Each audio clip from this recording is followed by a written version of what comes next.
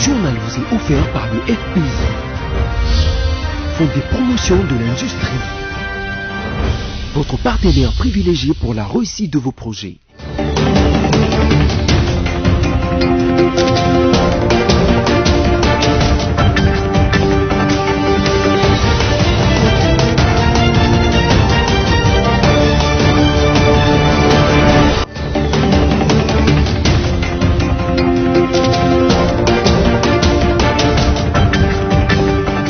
C'est l'heure du journal sur BCTV, mesdames, messieurs. En voici le sommaire. Le président en exercice de l'Union africaine, le Sénégalais Macky Sall, s'est dit dimanche 29 mai 2022 préoccupé par la montée de tension entre la RDC et le Rwanda. Ouverture ce lundi à Kinshasa du forum d'affaires Ouganda-RDC organisé sous le thème « Vers un renforcement de la coopération économique pour plus de richesses et de prospérité mutuelle ». Et puis la hausse du prix de carburant à la pompe a été effective depuis ce lundi à travers le pays, c'est en croire un constat fait par nos reporters. Encore une fois de plus, bienvenue à tous. Le président en exercice de l'Union africaine, le Sénégalais Macky Sall, se dit dimanche 29 mai 2022 préoccupé par la montée de tension entre la RDC et le Rwanda. Il a exprimé son inquiétude dans son compte Twitter, appelant les deux pays au calme et au dialogue en vue du règlement pacifique de la crise. Stella Chema nous en dit plus. Tension, République démocratique du Congo, Rwanda, le président de l'Union africaine calme le jeu. La résurgence du M23, soutenue selon le gouvernement congolais par l'armée rwandaise il y a déjà une semaine à l'est de la RDC, ne cesse d'inquiéter plus d'une personne. Cette résurgence qui a fait plusieurs morts et déplacements dans cette partie du pays de Lumumba a suscité des tensions, eux-mêmes réduits, et des relations diplomatiques entre ces deux pays. En sa qualité du président en exercice de l'Union africaine, Macky Sall s'est dit dans un tweet du dimanche 29 mai, préoccupé par la montée de la tension entre le Rwanda et la RDC. Il a appelé à cette occasion les deux pays au calme et au dialogue pour la résolution pacifique de cette crise avec le soutien de mécanismes régionaux et de l'Union africaine. Rappelons que, lors d'une réunion du Conseil de sécurité élargie convoquée le vendredi 27 mai par Félix-Antoine Tshisekedi, président de la RDC en rapport avec la reprise des combats entre le FARDC et le mouvement du 23 mars, il a été décidé que ce mouvement est désormais considéré comme mouvement terroriste et exclu du processus de Nairobi. En outre, cette décision, la République du Rwanda a été mise en garde. Il a été aussi décidé de la suspension immédiate des vols rwandais à destination de la RDC, une décision qui a vu la compagnie d'aviation rwandaise annuler à la veille tout vol en partance pour la RDC. Et puis le 211e bataillon commando venu de Lubumbashi en renfort aux troupes portées au front à l'est de la RDC, ces militaires déterminés plus que jamais ont reçu la visite du général Mbala Moussensé qui les a invités à plus d'engagement. Suivez.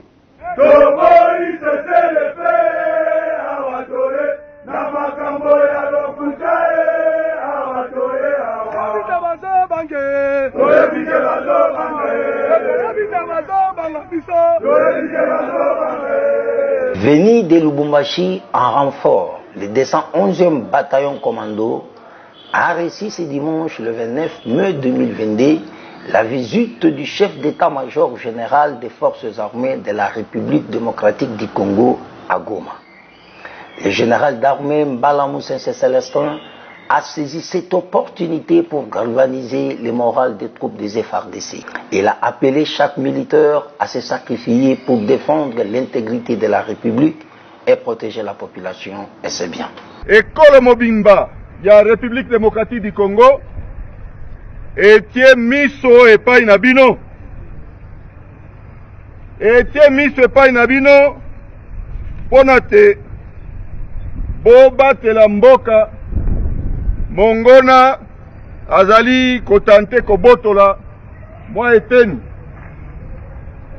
boyebi mission na biso ezali mission ya kobatela ndelo ya République démocratique du Congo po ete mongona akota te azwa ata eteni moke te.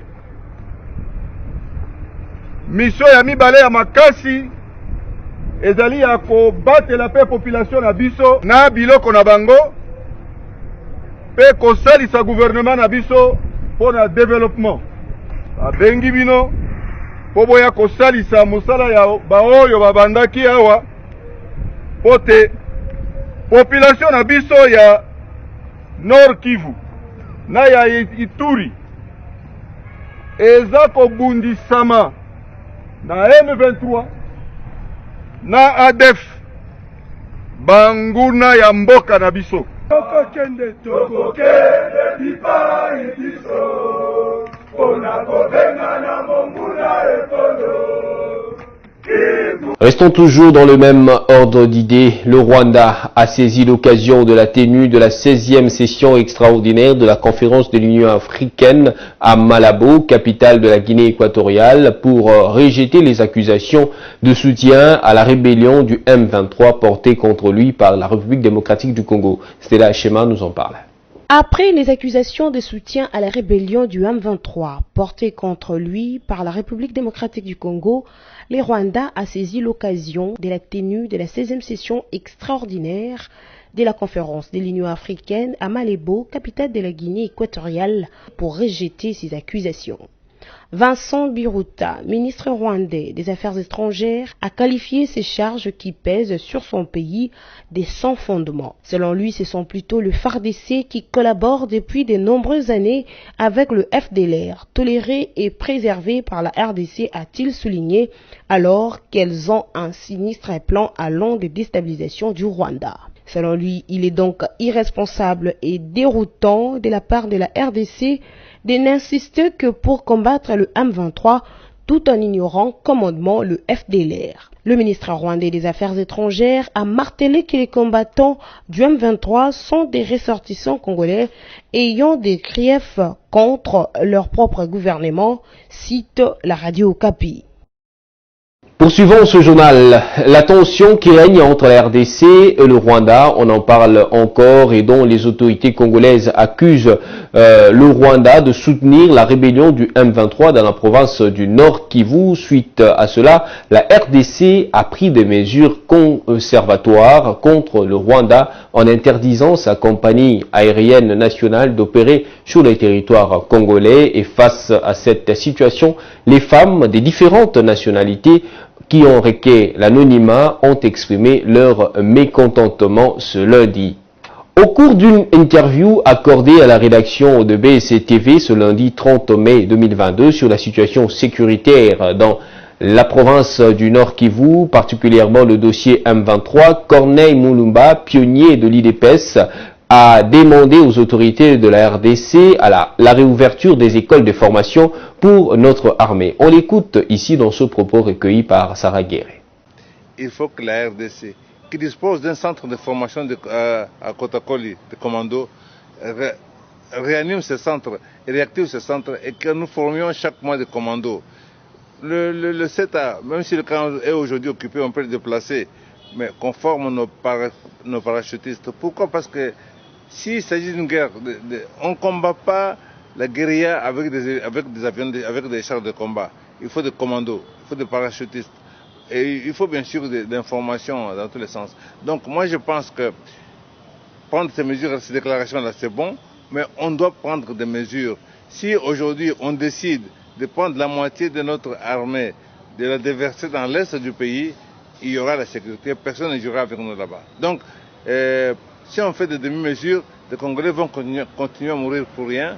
Et prenons les décisions qu'il faut, des décisions radicales. Et pour moi, allons même plus loin, ouvrons nos médias à l'opposition rwandaise. Comme ça, elle fera le travail sur le terrain là-bas. L'agression de la RDC par le Rwanda et du terrorisme du M23 nécessite l'alimentation des réactions dans la classe sociale, celle de la nouvelle société civile congolaise et les forces de leaders engagés du Congo. Le Forum pour la démocratie et la bonne gouvernance reste préoccupé par la dégradation de la situation sécuritaire à l'est de la RDC. Ils ont exprimé leur ras-le-bol au cours d'un point de presse organisé ce lundi à Kinshasa. Laetitia Vwemba et Orlikaz étaient de la partie. Les forces sociales de la RDC étaient devant la presse pour exprimer leur indignation face à la situation sécuritaire dans la partie est de la RDC menacée par le Rwanda, instrumentalisant les terroristes du M23 sans morale ni scrupules pour s'aimer la terreur, la désintégration et la déstabilisation de la RDC sous l'œil indifférent de la communauté internationale.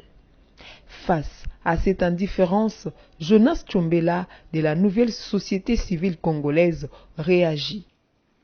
La nouvelle société civile congolaise, les forces de leaders engagés du Congo et le Forum pour la démocratie et la bonne gouvernance restent extrêmement préoccupés par la dégradation de la situation sécuritaire de nos compatriotes dans la partie est de la République démocratique du Congo.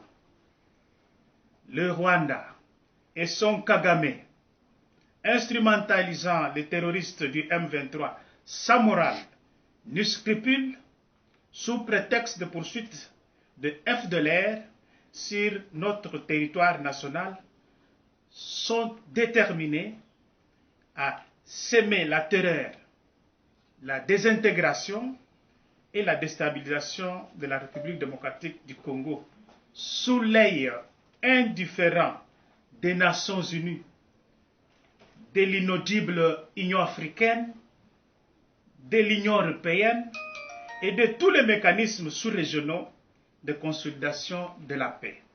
La nouvelle société civile, le FLEC et les FDBG lancent un vibrant appel aux églises, aux partis politiques, aux syndicats, aux étudiants, aux mouvements citoyens, aux associations de jeunes et femmes, aux ordres professionnels, aux journalistes de taire leurs différends pour sauver la nation. Et puis, les sénateurs Dieudonné Manza Andia est élu membre de la Cour constitutionnelle. Il a été voté par 345 des 450 congressistes ayant pris part au vote à la plénière du samedi dernier contre 7 pour le sénateur Louis Mbonga. Il y a eu également 5 abstentions et 2 bulletins nuls. C'est désormais officiel, le sénateur Dieudonné Manza Andia a été élu juge constitutionnel par députés et sénateurs réunis samedi 28 mai 2022 dans la salle de congrès du Palais du Peuple. Et ce, la faveur de la plénière convoquée par le bureau présidé par Christophe Mbosoko Diampouanga, président de l'Assemblée nationale et du Congrès. Pour vider la matière ayant fait l'objet de la convocation du Parlement en Congrès, après que Modeste Bahati du Sénat a levé brutalement la séance du vendredi 27 mai sans que la plénière n'ait pu épuiser la matière et ne soit allée jusqu'au bout du processus de désignation du juge constitutionnel provenant du Parlement en remplacement de feu Polycarpe Mongoulou décédé en avril dernier. Le scrutin à bulletin secret organisé pour départager les 2 candidats en lice, à savoir Manza Andia Dieudonné et Monga Malgalou, a donné ses résultats. Le sénateur Dieudonné Manza a été élu avec 345 voix sur 359 votants, alors que son collègue Mbonga Magalou, lui, a recueilli que 7 voix, 2 bulletins nuls et 5 congressistes ont voté abstention. Vous l'avez suivi au sommaire. Vers un renforcement de la coopération économique pour plus de richesse et de prospérité mutuelle, c'est autour de ce thème que les acteurs du monde des affaires de l'Ouganda et de la RDC se sont donné rendez-vous du 30 au 3 juin 2022, accompagnés de leurs représentants gouvernementaux respectifs.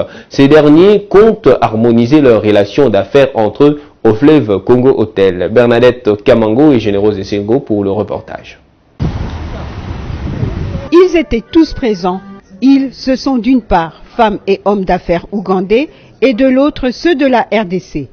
Parmi eux, différents regroupements d'entrepreneurs dont FEFCO, Copemeco, Anadec et autres. À leur côté, les officiels venus chacun exposer sur les opportunités que leur pays peut apporter aux entrepreneurs. Tous sont d'avis qu'il est temps que les Africains s'unissent pour booster ensemble l'économie sur le continent. Il s'agira ainsi pour eux de rechercher des partenariats pour améliorer le business.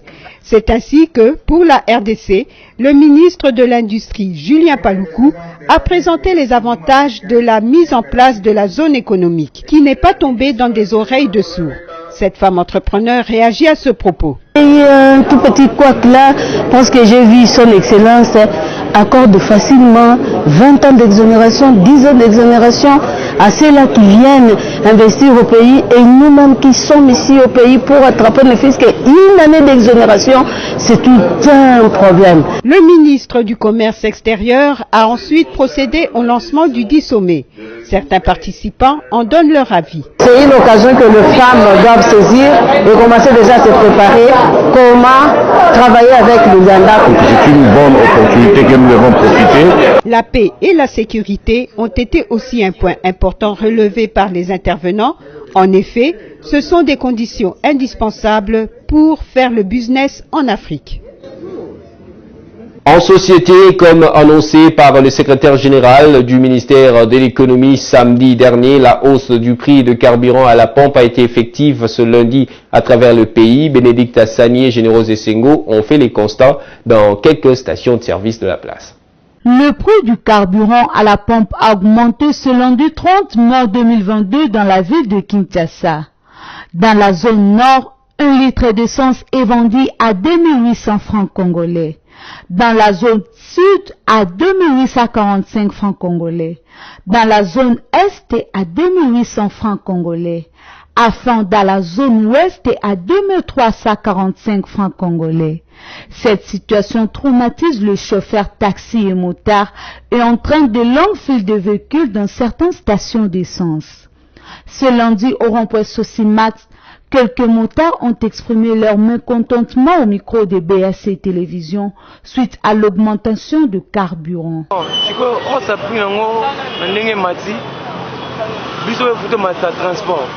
Pour ça, il coûte 1000 francs, comme 1500 francs. Parce que carburant n'est pas en plus, il y a une station, ils ont eu ce temps. Ils ont coûté un belé, ils ont 2 heures de temps dans la station pour le carburant. Parce que l'État a eu un bima, ils ont eu au moins que nous donc ma camion ils on a payé mon passe. Donc tout transport 500 minutes on a rassuré en tant que montant 207 comme 1000 francs. Donc transport 500 sur la RDC na Kinshasa surtout dans la capitale des Sud. Makambo pe akabia to comprendre et comme ça ka onali olamuki koti station bopo somba carburant au carburant za komata. Des fois au côté boyo to teka te. Ba il se dit que ils ont mata pourquoi donc vite cause pena ils ont banate. To comprendre te. To bando so mango 1400 et comme 1200 après 3 jours 1500 après quelques jours 1500 les lorsqu'on commis 3000 francs connaissez nga na somi yango 3000 francs on a la bonne la muki na station pour la somme essence na banda musala 3000 francs. Ceci causera une difficulté à la population quinoise. L'appel urgent aux autorités de la République de pouvoir intervenir positivement à la situation de l'augmentation du prix du carburant pour le bien-être de la population. Et parlons sport pour terminer. Pour la première journée de la reprise du championnat national édition 2021-2022, le Daring Club Motema Pembe a réussi à s'imposer d'entrée devant Sanga Balende sous le score de 3-1 dimanche 29 mai 2022 au stade de Martyrs à Kinshasa. Images et commentaires. Pour la première journée du championnat national édition 2021-2022, le DCMP a réussi à s'imposer d'entrée de jeu devant le Sa Majesté Sanga Balende sur le score de 3-1 dimanche 29 mai au stade de Martyrs de la Pentecôte à Kinshasa. Le club quinois a eu raison de son adversaire grâce au but de Christian Tsundi, Jimmy Baindula et Junior Kone. Sanga Balende a sauvé l'honneur en marquant son unique but inscrit par Butoto Kamama à la 79e minute pour réduire la marque dans une rencontre dominée par les Immaculés. Grâce à ce succès, les DSMP passent à la 5e position du classement avec désormais 28 points en 14 matchs et poursuit Don Bosco qui compte 30 points en 16 rencontres.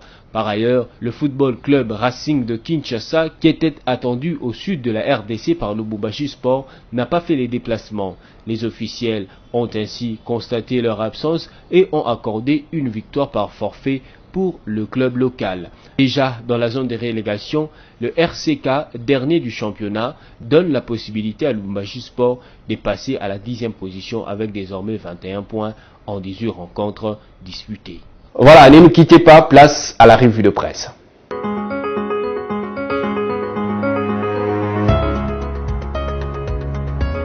Place à la revue de presse de ce jour. Commençons avec l'agence congolaise de presse qui écrit « Nord Kivu, le gouverneur militaire appelle la population à s'abstenir de se substituer aux forces de défense et de sécurité ».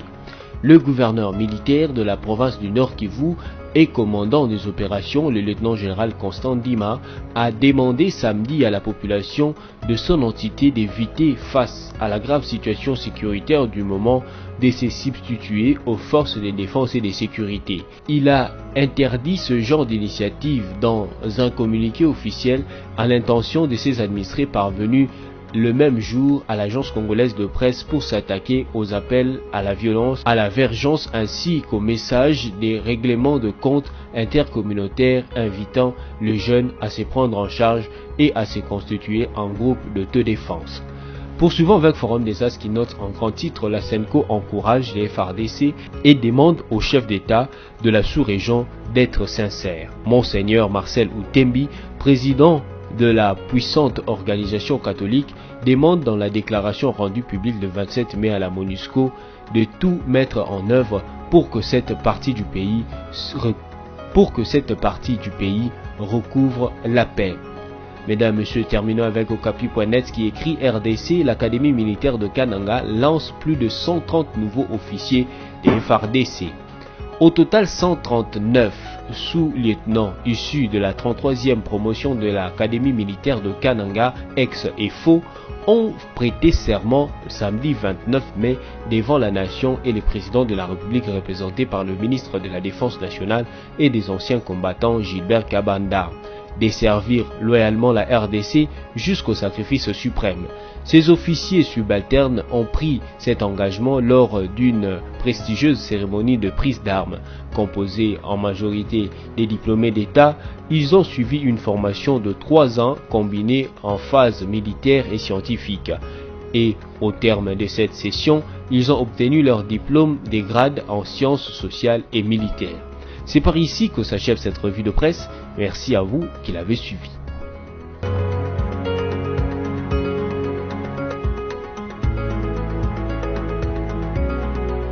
Merci d'avoir suivi avec beaucoup d'intérêt cette revue de presse. Pour ceux qui nous ont pris chemin faisant, voici pour vous l'essentiel de titres à retenir.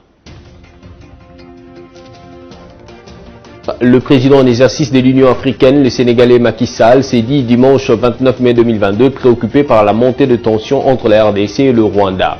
Ouverture ce lundi à Kinshasa du forum d'affaires Ouganda-RDC organisé sous le thème « Vers un renforcement de la coopération économique pour plus de richesses et de prospérité mutuelle ». Et puis la hausse du prix de carburant à la pompe a été effective depuis ce lundi à travers le pays, c'est en croire un constat fait par nos reporters. Et c'est par ici que s'achève le journal télévisé sur BSC TV. Merci de nous avoir suivis, restez fidèles à nos programmes. On va se retrouver la fois prochaine avec le même plaisir. Merci et au revoir.